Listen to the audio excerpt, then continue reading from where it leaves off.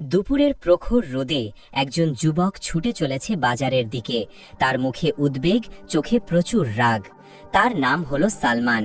বয়স মাত্র 25, কিন্তু মুখের ভাঁজে ছিল ক্লান্তি আর হৃদয়ে ছিল অস্থিরতা।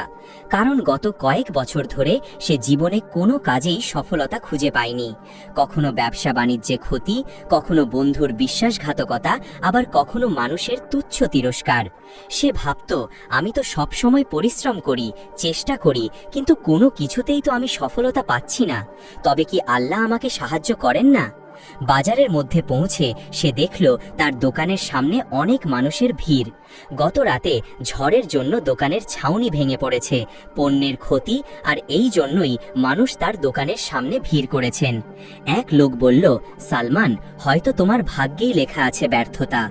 অন্যজন বলল, রাগ কমাও ভাই, না হলে দোকান নয়, তোমার মাথাই ভেঙে যাবে। সালমানের মুখ লাল হয়ে উঠল। সে গর্জে উঠল, তোমরা কি জানো আমার কষ্টটা কেমন? আমি সারা রাত জেগে কাজ করি, আর তোমরা ঠাট্টা করছো আমার এই অবস্থা দেখে। তার কণ্ঠ এত জোরালো হয়ে উঠল যে আশপাশের মানুষ চলে যেতে লাগলো। কেউ হাসতে হাসতে চলে গেল, কেউ মাথা নেড়ে চলে গেল, কিন্তু কেউ তাকে কোনো রকম সান্ত্বনা দিল না। অন্যদিকে বাজারের শেষ প্রান্তে বসেছিলেন এক দরবেশ। দীর্ঘ সাদা দাড়ি, মুখে প্রশান্ত নূর, হাতে কাঠের লাঠি। তিনি বাজারে এসে কিছু বিক্রি করতেন না, শুধু বসে বসে নীরবে মানুষকে দেখতেন, যেন তিনি তাদের অন্তর পড়তে পারেন। তিনি সালমানকে কিছুক্ষণ নীরবে লক্ষ্য করলেন। যখন সালমান চিৎকার করতে করতে ক্লান্ত হয়ে পড়ল, তখন দরবেশ ধীরে ধীরে তার কাছে এগিয়ে গেলেন। তিনি বললেন, তুমি এত রাগ করছো বাছা? সালমান বলল, আমার সঙ্গে অন্যায় হচ্ছে, আমি যদি কিছু না বলি তাহলে কিভাবে নিজের অধিকার রক্ষা করব? দরবেশ মৃদু হেসে বললেন, বাবা, সব অধিকার জোরে চাওয়া লাগে না, কখনো কখনো চুপ থাকাই হলো সবচেয়ে বড় প্রতিরোধ। এটা শুনে সালমান বিরক্ত হয়ে বলল, চুপ থাকলে তো কেউ জানবেই না যে আমার সাথে অন্যায় হচ্ছে। অতঃপর দরবেশ বললেন, আল্লাহ সবকিছুই জানেন, যখন সবাই চুপ থাকে তখনও আল্লাহ শুনছেন। মানুষ তোমার কথা শোনে না, তখন চুপ থেকেও আল্লাহর সঙ্গে কথা বলা যায়। কিন্তু সালমান দরবেশের কথা কিছুই বুঝতে পারল না। সে চুপচাপ দাঁড়িয়ে রইল, কিন্তু দরবেশের মুখের কথা তার মনকে কিছুটা নাড়া দিল। দরবেশ বলল, তুমি অনেক কথা বলেছ জীবনে, এখন একবার চেষ্টা করে দেখো চুপ থেকে কি হয়। তুমি আল্লাহর সামনে চুপ থাকো আর দেখো কিভাবে তিনি তোমার হয়ে কথা বলেন। সেদিন রাতে সালমান প্রথমবার কোনো চিৎকার ছাড়াই ঘুমাল। সে আকাশের দিকে তাকিয়ে বলল, হে আল্লাহ, আমি আজ চুপ থাকলাম, এখন তোমাকেই বলতে দাও আমার হয়ে। তার মনে এক অদ্ভুত শক্তি জন্ম নিল, একটি বিশ্বাস যা আগে কখনো এর আগে অনুভব করেনি। পরের দিন সকালে সালমান সেই দরবেশকে খুঁজতে বেরোলো, এই ভেবে যে হয়তো এই নীরবতার মধ্যেই কিছু আছে যা আমি জানি না। হয়তো এই চুপ থাকাই সফলতার প্রথম ধাপ। সালমান দেখল দূরে নদীর ধারে একাকী বসে আছেন সেই দরবেশ, চোখ বন্ধ, ঠোঁটে দোয়া, মুখে প্রশান্তি। সালমান তার সামনে গিয়ে দাঁড়ালো। দরবেশ চোখ খুলে তাকালেন আর বললেন, চলো, আজ আমি তোমাকে শেখাবো নীরবতার আসল রহস্য। পাথরের রাস্তা ধরে সালমান ও দরবেশ এগিয়ে চলেছে। তার হাতে এক বোতল পানি, পিঠে পুরনো কাপড়ের থলে, আর মনে কৌতূহল, আজ দরবেশ তাকে কোথায় নিয়ে যাবেন। কিছুক্ষণ পর তিনি থামলেন, একটা বড় পাথরের উপর বসলেন। তিনি বললেন, তুমি জানো সালমান, নদী কথা বলে না, কিন্তু তার নীরব চলার মধ্যে কি গভীর সৌন্দর্য আছে। মানুষ যদি নদীর মতো নীরব হতে পারে, তবে সে আল্লাহর রহমত অনুভব করতে শেখে। সালমান অবাক হয়ে শুনছে, তার মনে প্রশ্ন, নীরবতা কিভাবে আল্লাহর কাছে নিয়ে যেতে পারে? দরবেশ যেন তার মনের কথা পড়ে ফেললেন।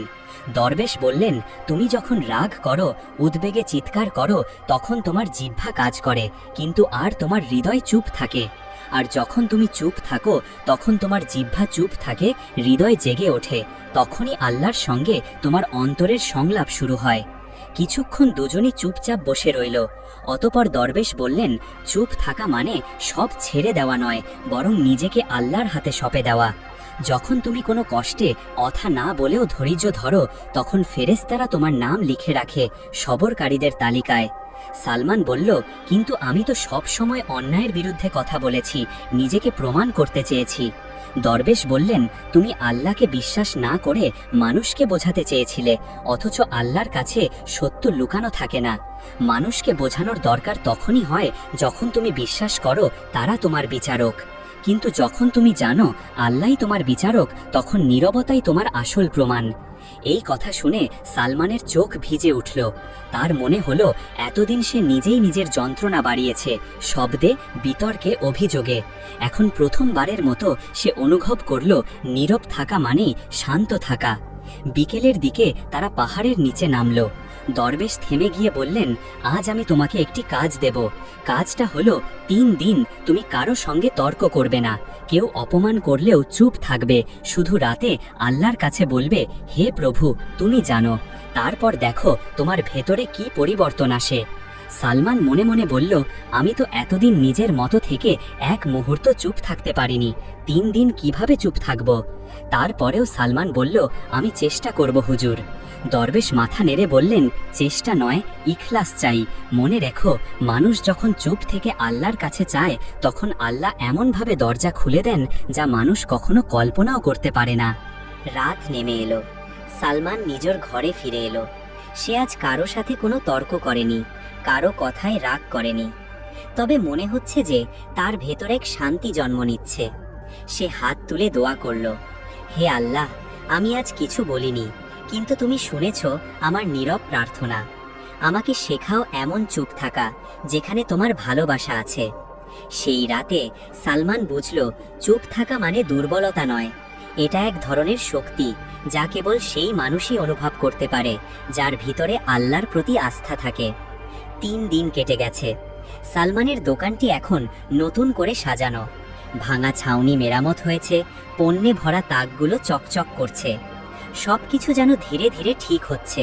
কিন্তু তার অন্তরে একটা কথা ঘুরছে, এই শান্তি কতটা টিকবে? দরবেশ তাকে বলেছিলেন, আল্লাহ প্রথমে কাউকে নীরবতার শিক্ষা দেন, তারপর সেই নীরবতাকে পরীক্ষা করেন। সেদিন সে কথার অর্থ পুরোপুরি বুঝতে পারেনি, কিন্তু আজ সেই অর্থ ধীরে ধীরে পরিষ্কার হতে লাগলো। অন্যদিকে বাজারে হঠাৎ হইচই শুরু হলো। এক ব্যক্তি নাম হাবিব দৌড়ে এসে চিৎকার করছে, আমার স্বর্ণের থলি হারিয়েছে গেছে, কেউ নিয়ে গেছে। মানুষ ভিড় করল।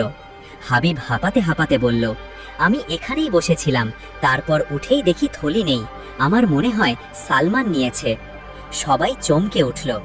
এক বৃদ্ধ বলল, সালমান আগে তো এমন করতো না। আরেকজন বলল, কিন্তু ওর দোকানই তো সবচেয়ে কাছে ছিল। সালমান অবাক, তার বুকের ভিতর কাঁপন ধরল। সে জানে সে নির্দোষ। সে চাইল চিৎকার করে বলতে, আমি করিনি, তোমরা অন্যায় করছো। কিন্তু দরবেশের সেই কথা মনে পড়ল, চুপ থাকো, আল্লাহ তোমার হয়ে কথা বলবেন। তার ঠোঁট কেঁপে উঠল, কিন্তু সে কিছু বলল না, শুধু মাথা নিচু করে দাঁড়িয়ে রইল। মানুষের চোখে সন্দেহ, কেউ বলছে ও নিশ্চয়ই করেছে, কেউ আবার বলল, না, হয়তো ভুল হচ্ছে। কিন্তু পরিস্থিতি খারাপের দিকেই যেতে লাগলো। হাবিব রাগে বলল, আমি বাজার প্রধানকে জানাবো, সে তোমাকে শাস্তি দেবে। সালমান তখনও চুপ, শুধু তার চোখে শান্তি ও ভয় মিশ্র এক দৃঢ়তা, যেন সে কোনো অদৃশ্য শক্তির ওপর ভরসা রাখছে। কয়েক ঘন্টা পর বাজার প্রধান এলেন। সে বলল, সালমান, তোমার বিরুদ্ধে অভিযোগ এসেছে, বলো তুমি কি স্বর্ণের থলিটা নিয়েছ? সবাই নিঃশব্দ। সালমান একবার আকাশের দিকে তাকাল, তারপর শান্ত কণ্ঠে বলল, আল্লাহ জানেন আমি এই কাজ করিনি। তার কণ্ঠে এমন দৃঢ়তা ছিল যে মুহূর্তেই আশেপাশের ফিসফিসানি থেমে গেল। বাজার প্রধান কিছুক্ষণ তাকিয়ে রইল তার মুখের দিকে, তারপর বলল, তোমার দোকান তল্লাশি করা হবে। দোকান খোলা হলো, তাকগুলা উল্টে পাল্টে দেখা হলো, কাপড় সরানো হলো, কিন্তু কিছুই পাওয়া গেল না। সবাই স্তব্ধ। তখন দূর থেকে একটি শিশু দৌড়ে এলো আর বলল, আমি পেয়েছি, নদীর ধারে একটা থলি পড়েছিল। সবাই দৌড়ে গেল। নদীর ধারে হাবিবের সেই স্বর্ণের থলি পড়ে আছে। হাবিব হতভম্ব হয়ে গেল, তার মুখ শুকিয়ে গেল, চোখ লজ্জায় ভরে গেল। সে সালমানের সামনে এসে বলল, ভাই সালমান, আমি ভুল করেছি ভাই, আমাকে ক্ষমা করো। সালমান কিছুক্ষণ চুপ রইল, তারপর বলল, তুমি আল্লাহর কাছে ক্ষমা চাও, আমি তোমাকে ক্ষমা করে দিয়েছি। তার কণ্ঠে কোনো রাগ নেই, শুধু এক অদ্ভুত প্রশান্তি। মানুষজন তাকিয়ে রইল বিস্ময়ে। যে যুবক একসময় তুচ্ছ কথায় চিৎকার করত, আজ সে এত বড় অন্যায়ের মুখেও নীরব, এবং তার সেই নীরবতাই আজ তার সত্য প্রমাণ করল। বাজার প্রধান বলল, আজ আমি একটি শিক্ষা পেলাম, মিথ্যা যখন আসে তা শব্দে আসে, আর সত্য যখন আসে তা আসে নীরবতার রূপে। সেদিন থেকে মানুষ সালমানকে নতুন চোখে দেখতে লাগলো। তার দোকানে ভিড় বাড়তে লাগলো, ব্যবসা বাড়তে লাগলো, কিন্তু সবচেয়ে বড় পরিবর্তন হলো তার হৃদয়ে। সালমান বুঝতে পারল নীরবতা আল্লাহর প্রতি এক আস্থা, আর সেই আস্থাই হলো সফলতার শুরু। সন্ধ্যায় সালমান আবার দরবেশের কাছে গেল। দরবেশ তখন পাহাড়ের নিচে বসেছিলেন। সালমান মাথা নিচু করে বলল, হুজুর, আজ আমি চুপ থেকেছি, আর আল্লাহ নিজেই আমার হয়ে কথা বলেছেন। আপনি সত্য বলেছেন। দরবেশ চোখ বন্ধ করে বললেন, দেখলে বাবা, যখন মানুষ নিজের জিহ্বাকে থামিয়ে দেয় তখন আল্লাহ তার দয়া দিয়ে কথা বলেন। তিনি আরও বললেন, আজ তুমি জয়ী হয়েছ, মানুষের চোখে নয়, নিজের নফসের বিরুদ্ধে। সালমান নীরবে বলল, আমি বুঝেছি এখন, চুপ থাকা মানে হেরে যাওয়া নয়, চুপ থাকা মানে আল্লাহকে সুযোগ দেওয়া যেন তিনি আমাকে রক্ষা করেন। দরবেশ উঠলেন, আকাশের দিকে তাকালেন, আর বললেন, যে মানুষ নীরবতার মধ্যে আল্লাহকে খুঁজে পায় সে কখনো একা অনুভব করে না। পরের দিন সকালবেলা বাজারে মানুষের ভিড়। সেই বাজারেই একসময় যে যুবককে মানুষ তুচ্ছ ভাবত, আজ তারা তার দোকানের সামনে সারি বেঁধে দাঁড়িয়েছে। সালমানের ব্যবসা এখন আশ্চর্য রকম জমে উঠেছে। তার দোকানে শুধু পণ্য নয়, থাকে তার নীরব আচরণের সুবাস। গ্রাহকরা বলে, ওর থেকে কেনা জিনিসে বরকত আছে, মনে শান্তি আসে। কিন্তু কেউ জানে না এই শান্তির মূল রহস্য কি। কিন্তু সালমান জানে, এটা কোনো কৌশল নয়, এটা নীরবতার মধ্যে লুকানো আল্লাহর এক রহমত। একদিন দুপুরে দরবেশ তার দোকানে এলেন। সালমান তাড়াতাড়ি উঠে হালাম দিল, হুজুর, আপনি এলে আমার দোকান বরকত পায়। দরবেশ হাসলেন, বরকত তো এসেছে তোমার নীরবতায়, আমি নয়। দুজন দোকানের সামনে বসে রইল। দরবেশ বললেন, বলো তো সালমান, তুমি কি শিখলে এই নীরবতার দিনগুলো থেকে? সালমান নিচু গলায় বলল, হুজুর, আমি শিখেছি চুপ থাকা মানে হেরে যাওয়া নয়, চুপ থাকা মানে আল্লাহর হাতে নিজের যুদ্ধ তুলে দেওয়া। আগে আমি রাগে হারতাম, এখন আমি ধৈর্যে জয় পাই। দরবেশ বললেন, সাবাস, এখন তুমি বুঝেছ নীরবতার আসল অর্থ। নীরবতা শুধু জিহ্বার নয়, আত্মার শান্তি। যে মানুষ অন্তরে শান্ত সে আল্লাহর আলোতে বেঁচে থাকে। অতঃপর তিনি সালমানকে বললেন, চলো, তোমাকে এক জায়গা দেখাবো।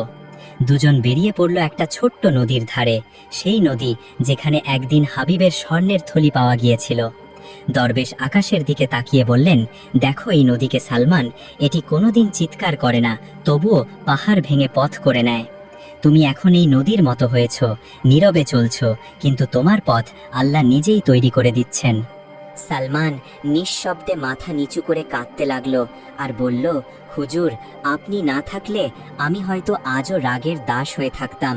আপনি আমাকে শিখিয়েছেন চুপ থাকলে মানুষ ছোট হয় না, বরং আল্লাহর কাছে বড় হয়ে যায়। দরবেশ বললেন, বাবা, আমি কিছুই করিনি, আল্লাহ তোমার ভিতরেই এই নীরবতার আলো রেখেছিলেন, আমি শুধু সেটি জাগিয়ে দিয়েছি। যখন তুমি অন্যায়ের মুখে চুপ থাকবে তখন আল্লাহ তোমার জন্য ফেরেশতা প্রেরণ করবেন। যখন তুমি অপমানের মুখে ধৈর্য ধরবে তখন আল্লাহ তোমার মুখে সম্মানের পরশ দেবেন। মনে রেখো, নীরবতা